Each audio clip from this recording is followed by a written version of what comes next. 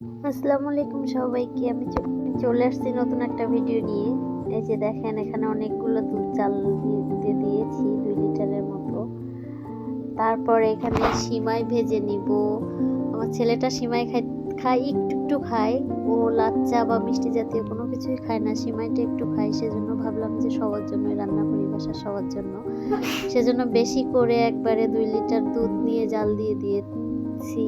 আর এখানে নিয়ে নিলাম 1 প্যাকেট আর হাফ প্যাকেট সিমাই।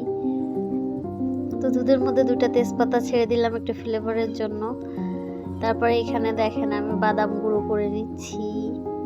বাদামগুলো ভেজে নিয়েছি, তারপর গুঁড়ো করে নিচ্ছি। একটু বাদাম গুঁড়া দিলে বেশি টেস্টি হয় যে কোনো পায়েসে। এই যে এখানে বাদাম গুঁড়াগুলো আমি উঠিয়ে নিচ্ছি।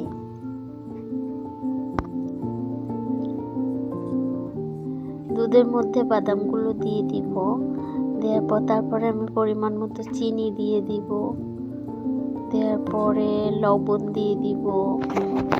মিষ্টি জিনিসে একটু লবণ না দিলে মিষ্টিটা ওঠে না ঠিক মতো, সেজন্য লবণ কেউ কেউ দেয়, কেউ কেউ দেয় না। আমি সবসময় লবণ দিই। তো দুধটা বলক চলে আসছে। বলক চলে আসার পরে আমি এর মধ্যে ভেজে রাখা সিমাইগুলো দিয়ে দিব। দেওয়ার পরে 5 মিনিটের মতো রান্না করে নিব।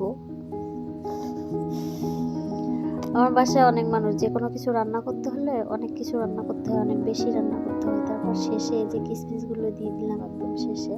এটা সম্পূর্ণটা আমি দুধ দিয়ে রান্না করছি। দুধ দিয়ে রান্না করলে অনেক বেশি মজা হয়।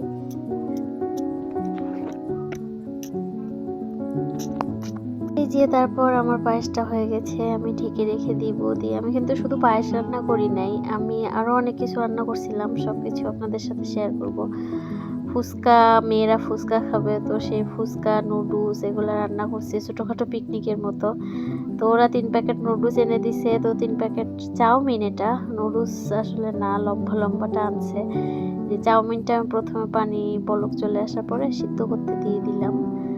তারপর এখানে 5 মিনিটের মতো ফুটিয়ে তারপর আমি আবার ঠান্ডা পানিতে এটা ধুয়ে নিচ্ছি ভালো করে, না হলে জোড়া লেগে যাবে সেজন্য।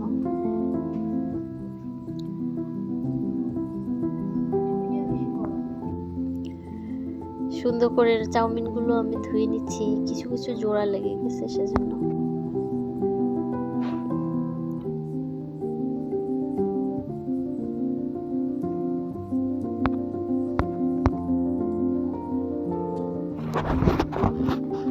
যে আমি কড়াইতে তেল দিয়ে দিলাম পরিমাণ মতো। তারপর তার মধ্যে পেঁয়াজ আর কাঁচা ঝাল দিয়ে ভেজে নেব। নুডলসে অনেক সবজি দিলে ভালো হয়, কিন্তু আমার কাছে সবজি ছিল না, সেজন্য আমি জাস্ট পেঁয়াজ আর ঝাল দিয়ে এটা রান্না করে নিয়েছি। তারপর যে টেস্টি মশলাগুলো ছিল সে 3টে আমি ওর মধ্যে দিয়ে দিলাম। আর এগুলো দেওয়ার পরে 3টা নুডলসের জন্য আমি 3টা ডিম ব্যবহার করেছি। এখানে 3টা ডিম আমি মশলার মধ্যে দিয়ে দিয়েছি। দিয়ে সুন্দর মতো ভেজে নিব একটু সময় ধরে, নাহলে ডিমের কাঁচা কাঁচা গন্ধটা থেকে যায়। তারপর আমি নুডলসগুলো আর একটু পানি দিচ্ছিলাম, কারণ নুডলসগুলো একটু আমি বেশি সেদ্ধ করে ফেলছি, সেজন্য হচ্ছে দলা দলা টাইপের ছিল, এগুলো ছাড়াচ্ছিল না। তো আমি এই যে দেখেন মশলাটা সুন্দর মতো ভাজা হয়ে গেলে আমি এর মধ্যে নুডলসটা দিয়ে দিব।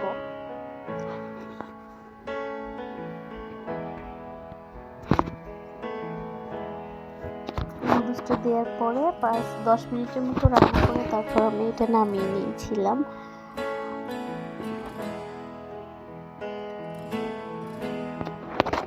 তারপর ফুচকা খাবে ওরা, সেজন্য ফুচকা ভাজতে দিয়েছি। আর এই যে অনেক তেল দিয়ে তার মধ্যে কয়েকটা করে দিয়েছি।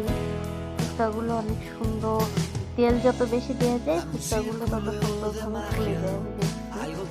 আর তেল কম ছিল কড়াই, সেজন্য একটু কম কম করে দিয়েছিলাম। দেখেন কি সুন্দর কদম ফুলের মতো ফুটে যাচ্ছে মনে হচ্ছে।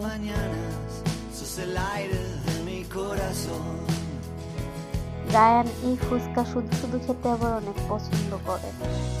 চিপসের মতো একটা একটা করে খাইতে থাকে। মাঝে মাঝে এটা সবসময় বাসায় রাখি, ওকে ভেজে ভেজে দিই, চিপসের মতো হাতে দিয়ে একটা নিয়ে খাইতে থাকে। ও এখন কি সুন্দর কদম ফুলের মতো কড়াই ভর্তি হয়ে গেছে।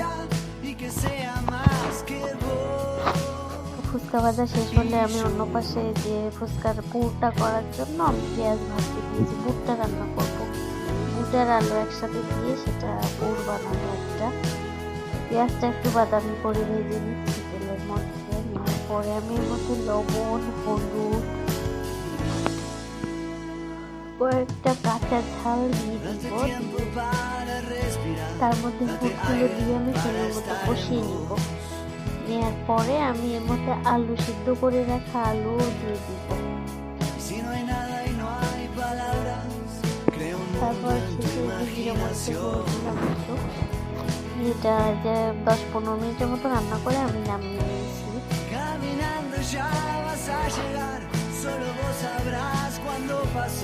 তারপরে এই যে ঝাল ভাজতে দিয়েছে অন্য সাইডে। আমার ফুচকার স্টাইলটা অন্যরকম, আমরা একটু অন্যরকম ভাবে খাই। তো এখানে টক তেঁতুলের টক তৈরি করার জন্য পানি সিদ্ধ করতে দিয়েছি। পানি দিয়ে তারপরে চটপটির মশলা, শুকনো ঝালগুলো একসাথে মিশে নিচ্ছে একটা ভর্তা তৈরি করার জন্য।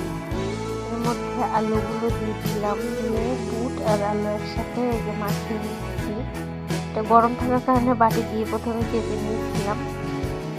তারপরে এই যে টক পানি দিয়ে ফুচকা পুরে পুর দিয়ে ঢুকাইয়ে এই যে খাচ্ছে মেয়েরা সবাই একসাথে বসে, সবাই মিলে খাচ্ছে, অনেক মজা। ধন্যবাদ সবাইকে, ধন্যবাদ সবাইকে।